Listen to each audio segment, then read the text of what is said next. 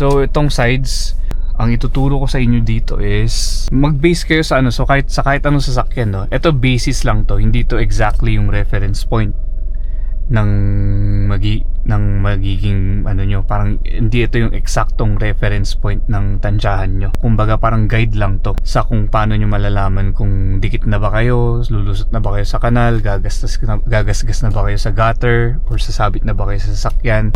So ito for example, ito diba sasagad natin. So kung ano yung parang feeling yung sagad, lapit nyo siya. Tapos pag nakadiretso na kayo, gawin nyo, stop kayo. Dito malalaman nyo kung may space pa ba.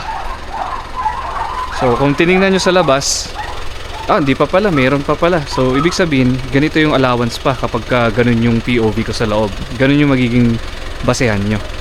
So ito yung headlight, diba? Ayan, tapos dun yung mata natin. So pagka masikip na kaya namang lumusot, as much as possible, leave some space, especially dito sa side na to. Kahit ito yung isagad mo kasi ito nakikita mo eh. Ito, wag masyado kasi mahirap pag dito ka masyadong nagsasagad sa side na to. For example, yung gutter na yan, nakikita nyo yan. Di mo alam, sasabit na pala yung mags mo dyan. Ngayon, kung maliit yung sasakyan nyo, side mirror ang pinaka ano, no, sa kumari Vios hawak nyo, basta mga ano, sedan.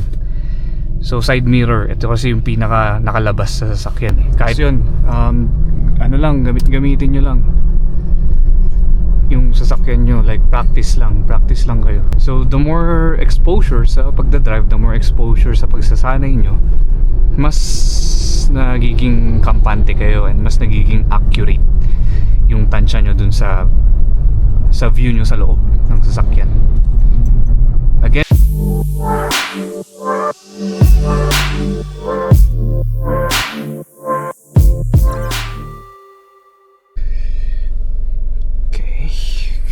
morning guys. So we'll do another POV drive dito sa Montero natin. Okay, and gusto ko lang i-resurface yung discussion natin ulit about sa tansyahan. Paano natin matatansya yung kung sasabit bang sasakyan, sasayad yung gilid, babangga na ba or what. So may kagabi kasi parang nag-i-imagine ako, nag-iisip ako ano ba yung parang mabilis na paraan or madaling paraan para masanay yung iba, yung mga baguhan, kung paano nila tatansyahin yung ano, sasakyan nila.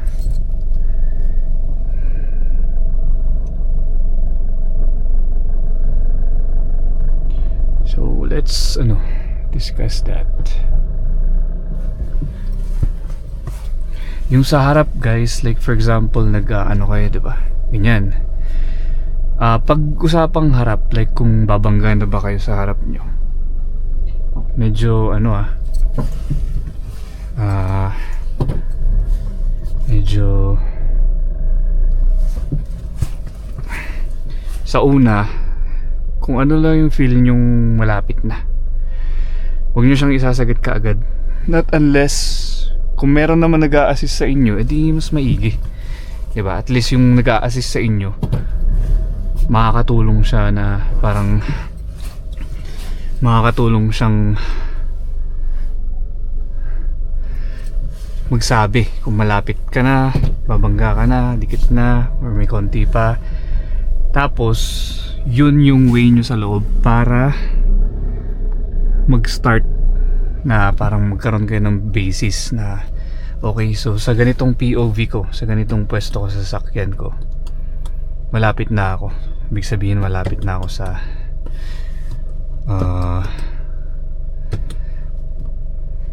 malapit na ako sa sa harap. Malapit ko na mabangga yung sa harap. So yun yung pag sa harap. Sa likod, mapasedan or pero syempre sa mga modern cars madali na lang kasi may reverse cam yung mga modern cars kahit yung Vios na base model meron ng meron ng reverse cam eh. And yung iba nagpapakabit na lang para mas madali. Pero kung walang reverse cam, ganun din, same lang din sa kung paano yung concept sa harap, ganun din sa likod. Tatansyahin nyo. Ngayon mas madali dito sa Montero kasi dito alam mo na kung ano ididikit na eh, kasi flat lang naman yung flat lang naman yung puwet ng mga SUV. Iba kapag kunwari pick up or sedan, may mga puwet yan eh. So yun, medyo iba yung tansyahan pagka ganun. So paano kapag sides naman, sides. So itong sides, ang ituturo ko sa inyo dito is mag-base kayo sa so kahit anong sasakyan, no. Ito basis lang to, hindi to exactly yung reference point ng magiging nyo, parang hindi ito yung eksaktong reference point ng tansyahan nyo. Basis lang to, kumbaga parang guide lang to sa kung paano nyo malalaman kung dikit na ba kayo, lulusot na ba kayo sa kanal, gagasgas na ba kayo sa gutter, or sasabit na ba kayo sa sasakyan. So pwede mong alamin mo yung pwesto ng headlight, yung dulo, bawat dulo niyan. So ito dulo, ito yung dulo na headlight, ito yung dulo na headlight. So parang i-imagine mo nasan ba yung dulong part ng headlight ko, nandito. Yung parang pinaka yung pinakadulo ng headlight, yung kumbaga parang pinakadulo ng mata natin. Same thing here. Ngayon, ang gagawin mo, magpapark ka or like parang tatabi ka sa isang lugar ng padiretso. Like kunwari sa mga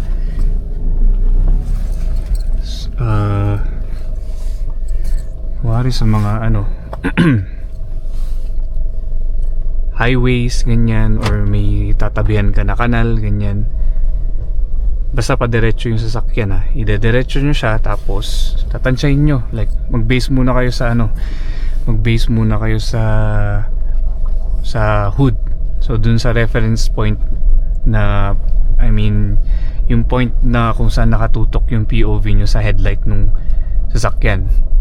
Tapos, so ito for example, ito diba sasagad natin. So kung ano yung parang feeling yung sagad, lapit nyo siya. Tapos pag nakadiretso na kayo, gawin nyo, stop kayo.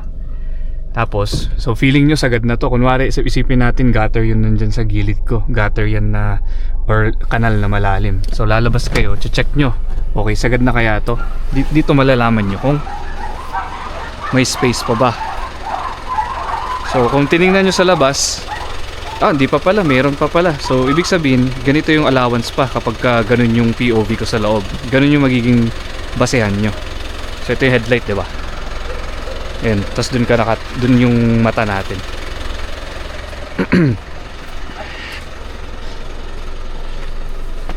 So ganun ka magre-readjust, or ganun mo siya parang sasanayin. Ganun mo sasanayin yung muscle memory mo na parang based sa POV mo, ito yung dulo ng headlight ko, tapos nag-try ka mag-park ng padiretso, feeling mo sagad na yun.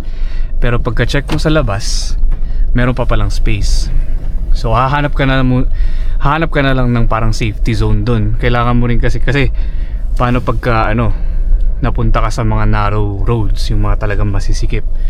So yun, kailangan sakto yung mga tansyahan mo dun.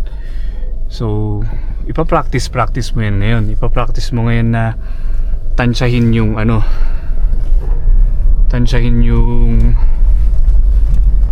sagad mo sa gilid. Itong gilid natin sa left side, madali lang yan kasi malapit tayo dito sa kabilang side ng sasakyan. Pero ito yung medyo tricky, lalo pag tayo lang nagdadrive, wala kang pwedeng utusan na sumilip sa gilid. So tricky yun.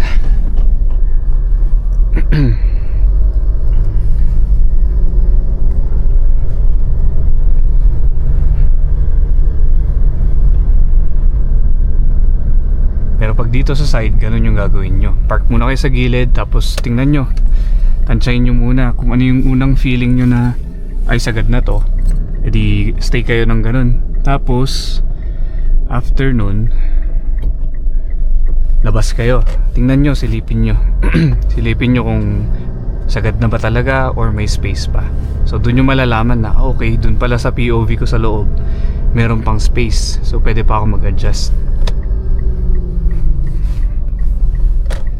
So ganun siya. O yung pag-uwi mo na naman, Hens, ha? Mag-chat ka kung malilit ka.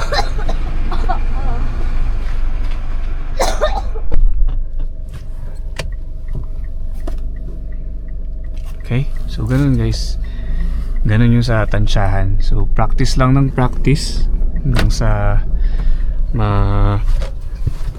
magamay nyo rin.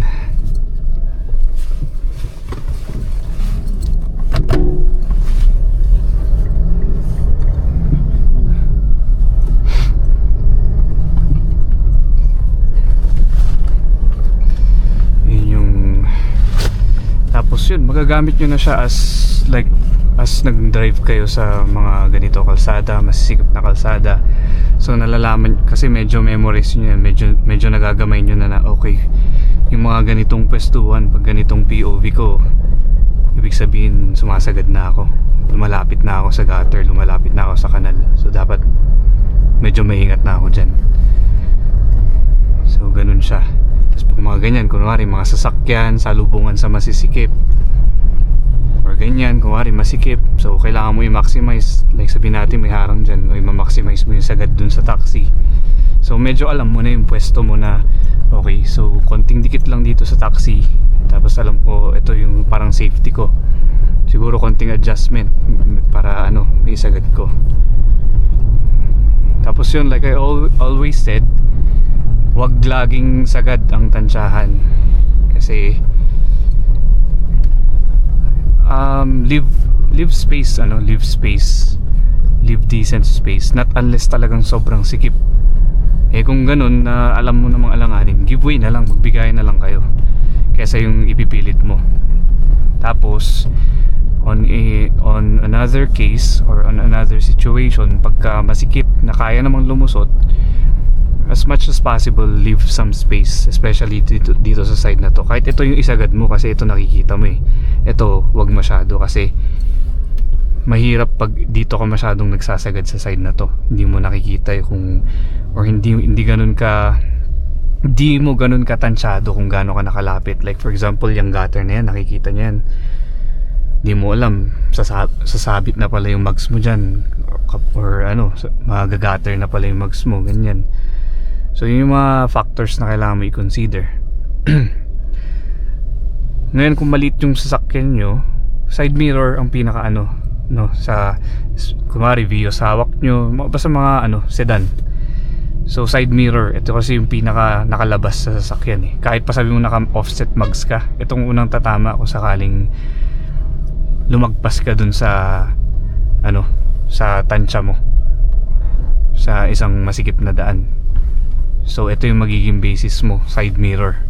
Pag sa malaking sasakyan, medyo tricky yan kasi may maliit na mga sasakyan. So dun yun yung parang tawag dito, yun yung parang weakness naman ng mga malalaking sasakyan, kasi meron ka mga may encounter na maliit na sasakyan. So hindi mo magagamit yung side mirror as basis mo, kasi pag lumusot sa'yo yung maliit na sasakyan, di mo naman makikita kung malapit na or what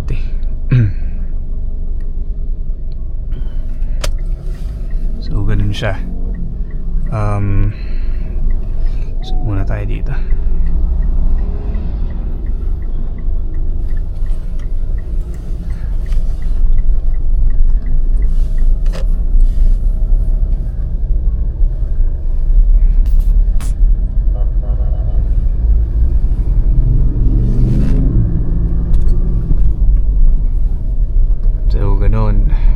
Ganun sa tansyahan.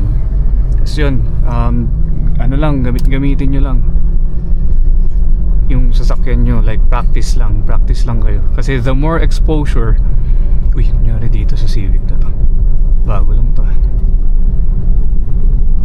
parang may binangga siya. So the more exposure sa pagdadrive, the more exposure sa pagsasanay nyo, mas nagiging kampante kayo and mas nagiging accurate yung tansya nyo dun sa view nyo sa loob ng sasakyan. Again, hindi ito gagamitin as a reference yung mga parang sinasabi kong headlight, no? Hindi siya yung parang talagang mismong reference nyo. Basis lang siya. Gawin nyo siyang basis para magtansya kayo.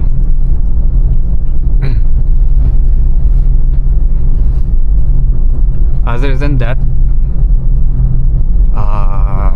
yun lang yung sa topic natin for ganun, narrow roads, mga sobrang sisikip, especially mga ganyan, kahit na kailangan mo i-fold yung side mirror, ganun. Kahit na nga naka-fold ang side mirror, pwede mo pa rin pagpasehan ng side mirror eh. Yan kasi yung pinakaunang makikita mo eh. Okay, so meron lang tayong pupuntahan guys na tuner dito sa Baguio, no? Siya mismo yung nag-tune, so hindi siya yung tipong may third party na ibang tuner. So nakausap ko siya and then explain niya sa akin all. So tagal na siyang nag-tune din for like about 5 years, and siya talaga mismo yung gumagawa ng mapping sa ECU. So may papatingin lang ako, tapos yun, lumagpas ba tayo? Hindi. Tapos yun, I'll explain it sa next episode natin. Pero dito tayo pupunta kay Black Box Tuning. Dito tayo sa Tuba.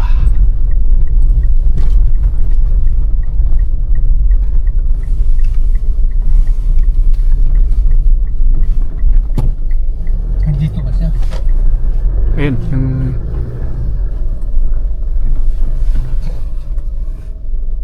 okay. So balikan ko kayo guys. Yun lang muna.